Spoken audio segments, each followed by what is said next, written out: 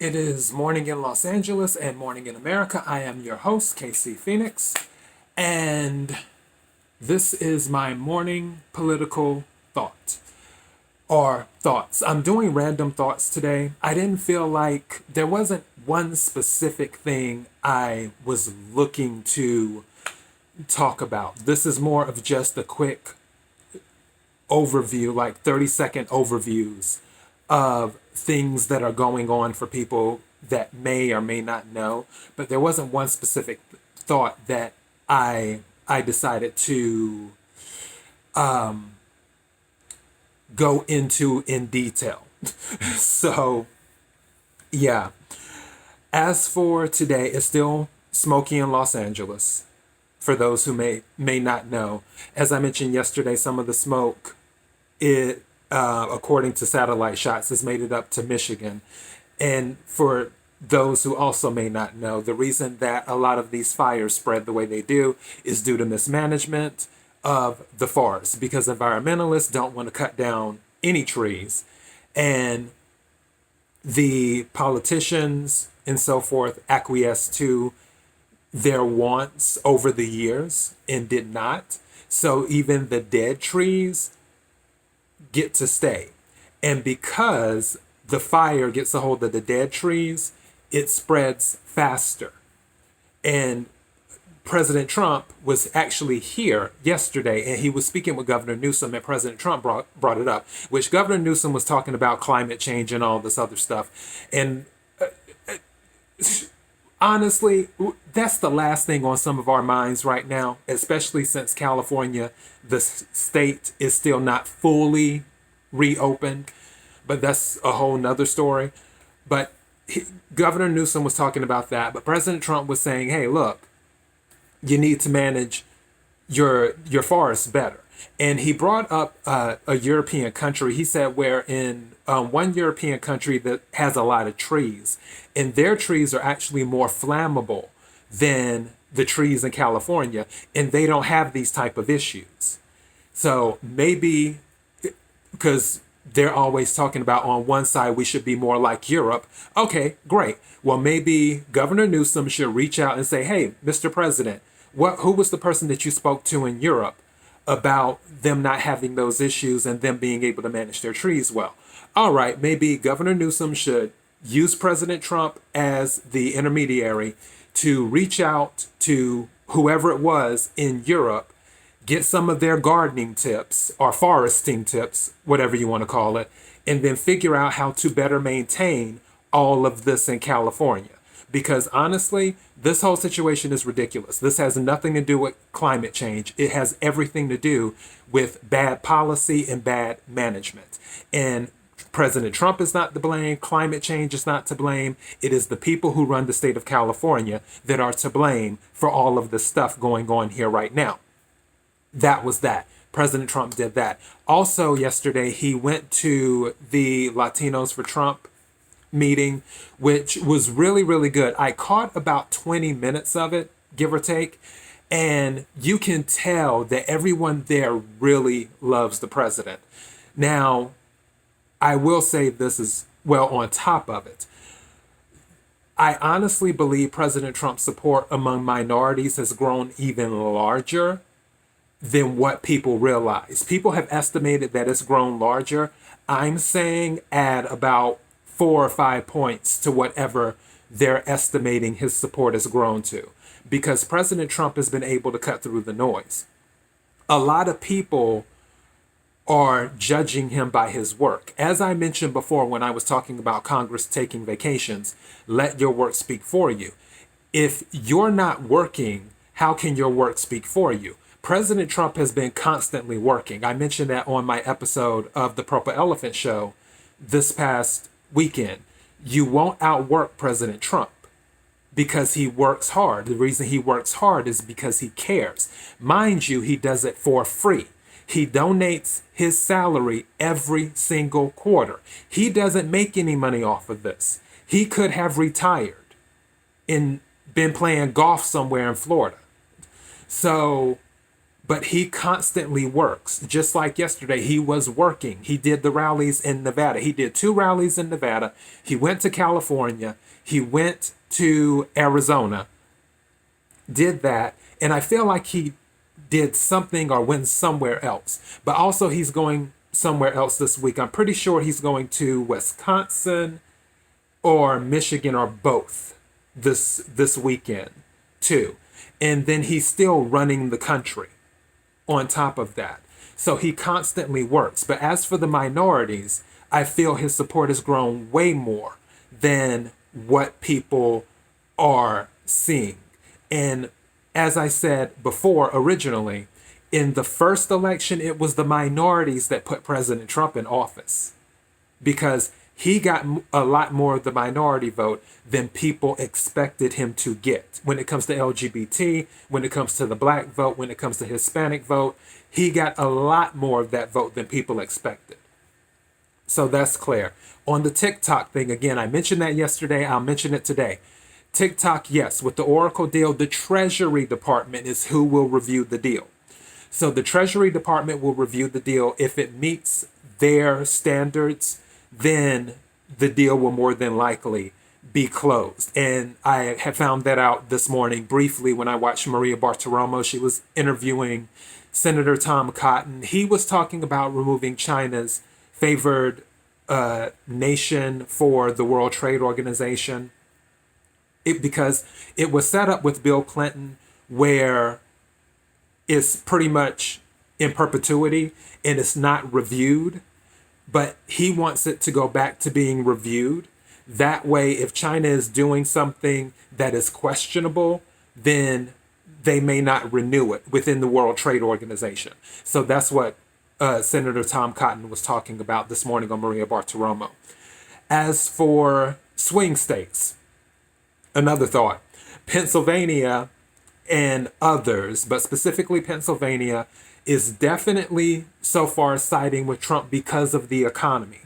A lot of people see that President Trump has kept his word when it comes to the economy and jobs. And that is why he is more favored with a lot of people in Pennsylvania because they know he will deliver. When it comes to Joe Biden's been in office has been in politics for 47 years. And one of the best sayings that I've ever heard was, if someone shows you who they are, believe them. Joe Biden has already shown he's not for the working class. It's clear. And right now, Joe Biden doesn't even know who he's for because he's just saying whatever he thinks people would like to hear. Same thing with his running mate, except when it comes to her, that's on a times 10 level. She says whatever she believes people would want to hear. What else? I'm trying to think that I briefly came across to today. I'm just running things through my head. As you know, when it comes to the fires, too, there have been some people arrested. I uploaded that on my Instagram. So the Purple Elephant Show on Instagram, there is a screenshot. I uploaded it. It's from the Epic Times if you want to go straight to the source. The Epic Times, because it was 4 people have been arrested. It might have been more than that since then because I uploaded that a few days ago. But on Instagram, the Purple Elephant Show, you can see it there. Not too much else that I'd like to talk about is really going on because it's usually the same old. Right now, they're negotiating another stimulus package. Instead of $2 trillion, Nancy Pelosi has went down to $1.5 trillion, which also Senator Tom Cotton mentioned that during his interview with Maria Bartiromo, saying that if there's hundreds of millions of dollars, even if it's down to $1.5 trillion, if there's hundreds of millions of dollars in this particular package that have no strings going to states, Tom Cotton said it's more than likely a non-starter. And I don't blame him. I don't blame the Republicans whatsoever. I don't blame anyone. These states should not be bailed out. When you mismanage your state, you need to be held accountable. You don't reward mismanagement with more money. You don't do that. You say, no, something needs to change, or you don't receive the money. That's how it should be. You don't reward it and just say, oh, well, yeah, you continue to mess up, but we'll keep on writing a check.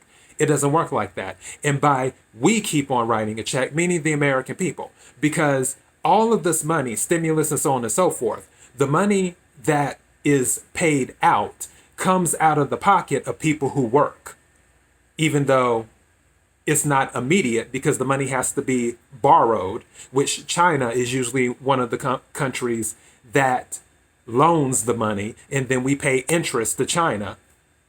Make it make sense.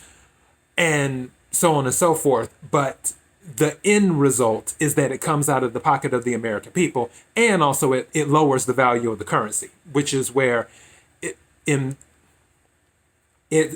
don't want to say inflation, because inflation is a separate thing from the actual lowering the value of the currency, because inflation can be related to the value of the currency lowering, but there are other things that can play a role in the value of currency lowering. But I'm not about to give a finance class right now. But yeah, anyways. So what else? I'm thinking if there's anything else that came across. As for Netflix, Netflix is still doing their thing. I haven't watched it. I only watched a preview of that, the trailer. The trailer, it didn't throw me off. It would have been great based off of what I've seen in the trailer. It would have been better if they would have made the people older. If they would have made the people older for the movie, it more than likely probably would have been a well-received movie by everyone. Because I love dance movies. If you haven't seen Center Stage is one of my favorite dance movies. It's really, really good. But I feel they could have had the same story if they had older. Like, she's a college student, because in Center Stage, they're college students, pretty much. And she's a college student, and this is the type of dancing she wants to do. And her family wants to disown her because she's doing that type of dancing, or join this type of dancing group. It would have played better, in my opinion, with the public versus the younger version of this, which isn't a good look. It's kind of So yeah, throwing that out there. There was something else I was about to say. Oh yeah, Joe Rogan. With that, I'm sure you've already heard, Joe Rogan has said that he would like to host a debate, no audience, no nothing, 4 hours of President Trump and Joe Biden debating each other, talking about how they plan on making America better. And President Trump already accepted. Because I forgot the guy's last name. His last name was, I think, his last name was Kennedy, if I'm not mistaken. And he tweeted it. President Trump retweeted the quote of that and said, I do, and accepted. Obviously, Joe Biden will not accept that. I'd be willing to bet all the money in the world that he will not accept that offer of a 4-hour one-on-one with President Trump.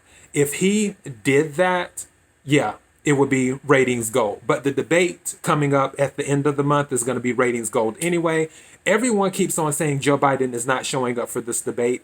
Rush Limbaugh is saying it. Other people are saying it, that Joe Biden isn't showing up for the regular debate, not the one with Joe Rogan for 4 hours, but the regular debate.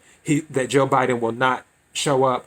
I say that he will, and I say that it will be one of the highest rated TV shows or moments in history.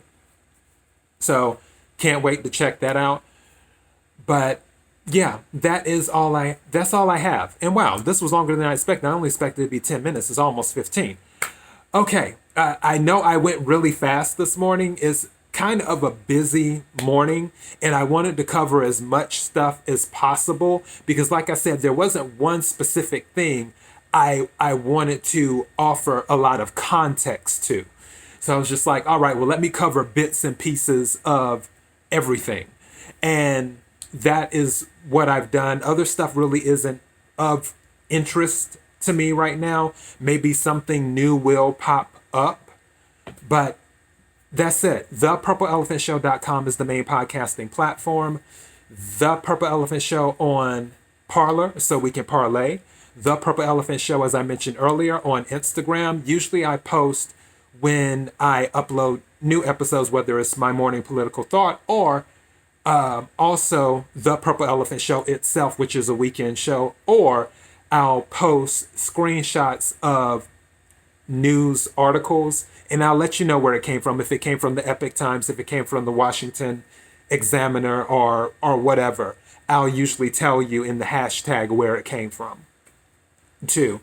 So you can follow on Instagram, facebook.com/The Purple Elephant Show. Swing by the page, give a like. And if you're watching this on YouTube, the subscribe button followed by the notification bell, that will let you know when I upload new videos. If you're watching on Daily Motion, that will let you know when I upload new videos as well. Thank you to everyone who have been listening and watching and liking and subscribing and sharing and doing all of that good stuff. It means more to me than you will ever know. I really appreciate it. Until next time, be blessed.